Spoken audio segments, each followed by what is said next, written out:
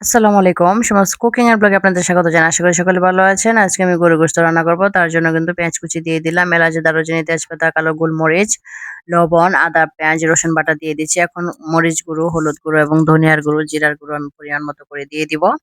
আমি মাংসটা সুন্দরভাবে হাতে মাখিয়ে তারপর কিন্তু রান্নাটা করব। আর দিয়ে দিচ্ছি পরিমাণ মতো করে সরিষার তেল। সরিষার তেল দিয়ে গরুর গোশত রান্না করলে কিন্তু খেতে অনেক মজা হয়। তো আমি সুন্দরভাবে হাতে মাখিয়ে এখন আমি চুলায় বসিয়ে দিব। এখানে কোনো পানি দিব না। পানি ছাড়াই কিন্তু অনেকটা পানি মাংস থেকে কিন্তু বের হয়ে আসছে। আর এই পানি দিয়েই কিন্তু একবার কষিয়ে নেওয়া হবে।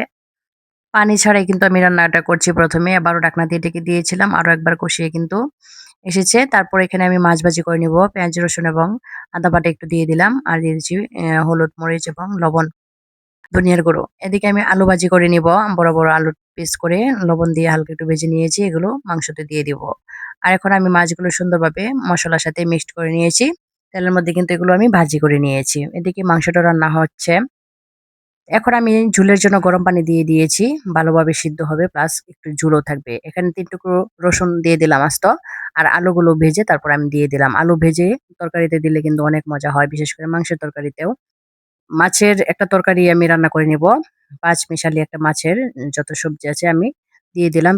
আ বেগুন, আলু, ঝিঙে, কাঁচামরিচ, পেঁয়াজ, তারপর পেঁয়াজ, রসুন, আদা বাটা অল্প পরিমাণে দিয়ে দিলাম। হলুদ, মরিচ, ধনিয়ার গুঁড়ো দিয়ে দিলাম, লবণ পরিমাণ মতো এবং সরিষার তেল দিয়ে এখন মাছ দিয়ে হাতে মেখে আমি একটু ঝোল দিয়ে দিলাম। এদিকে মাংসটা কিন্তু রান্না হচ্ছে। এ পর্যায়ে কিন্তু আমি নামিয়ে নিয়েছি। আর এদিকে আমি পোলাও রান্না করে নিব। তার মধ্যে এলাচ, দারুচিনি, তেজপাতা এবং পেঁয়াজ ভেজে নিয়েছি। নিয়ে আমি পোলাওয়ের চাল পানি দিয়ে ধুয়ে, পানি ঝরিয়ে তারপর কিন্তু দিয়ে দিলাম। একটু ভেজে তারপর কিন্তু আমি গরম পানি দিয়ে দিয়েছি পরিমাণ মতো করে। কিছু কাঁচামরিচ দিয়ে দিলাম। এখন ঢাকনা দিয়ে ঢেকে দেব। আর চুলার আগুনটা কিন্তু আমি মিডিয়াম টু লো হিটে রাখবো। আর পোলাওটা কিন্তু অনেক ঝরঝরে হয়ে গেছে। দেখতেই বোঝা যাচ্ছে। তারপর কিন্তু আমরা খেয়ে দিয়ে বেরিয়ে পড়লাম একটু বাহিরে। শুক্রবার ছিল ঐদিন। একটু ঘুরতে যাব মেলায়। এটা হচ্ছে ময়মনসিংহ সার্কিট হাউস মাঠ। তো মেলায় আমরা ঢুকে গেলাম। এখানে টিকেট কাউন্টারে আমরা অপেক্ষা করছি। টিকেট কেটে ভিতরে ঢুকতে হবে তার জন্য। শুক্রবার দিন বিশেষ করে একটু ভিড় বেশি হয়। শুক্র, শনি অফ ডে।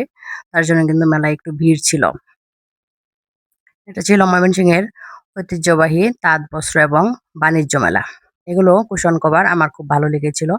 তো আমি একটু, একটু করে ভিডিও করে নিয়েছি আপনাদেরকে দেখানোর জন্য। বিভিন্ন ধরনের জিনিস উঠেছে এখানে কসমেটিক্স উঠেছে মেয়েদের অনেক সুন্দর, সুন্দর কসমেটিক্স, মাথার ক্লিপ, বেল্ট এগুলো। আর চুড়ি কালেকশন গুলো কিন্তু ভালো লেগেছে। অনেক ধরনের চুড়ি দেখলাম। তো চুড়িগুলো ভালো লেগেছে। কুকারিজের দোকানে চলে গেলাম। কুকারিজ গুলো ভালো লাগলো। একটু ভিডিও করে নিয়েছি।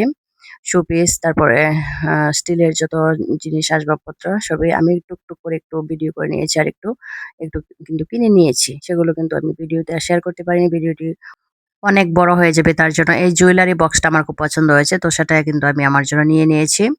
এদিকে চুড়ি কালেকশন গুলো কিন্তু বেশ ভালো লেগেছে। আমার মেয়েরাও কিন্তু দেখে তাদের পছন্দ মতো চুড়ি কিনে নিয়েছে। তো ব্যাগ কালেকশন তারপর অনেক কিছু ঘোরাঘুরি হয়ে গেল, দেখা হয়ে গেল। রাইডারে লোকজন চড়েছে বাচ্চাগুলো। সেগুলো কিন্তু আমি একটু ভিডিও করে নিয়েছি। নৌকায় কিন্তু মানুষ দুলছে। নৌকায় দুললে কিন্তু মাথা ঘুরে একেবারে মনে হয় মরে যাবো এই অবস্থা। কিন্তু আমরা এগুলোতে চড়িনি। তারপর কিন্তু সন্ধ্যা বিকেল গড়িয়ে সন্ধ্যা প্রায় নেমে এসেছে। আর এদিকে আমরা একটু, একটু করে দেখে নিয়েছি। তো ভিডিওটি কেমন লেগেছে সবাই কমেন্টস করে জানাতে পারেন। সবাই ভালো থাকবেন, সুস্থ থাকবেন।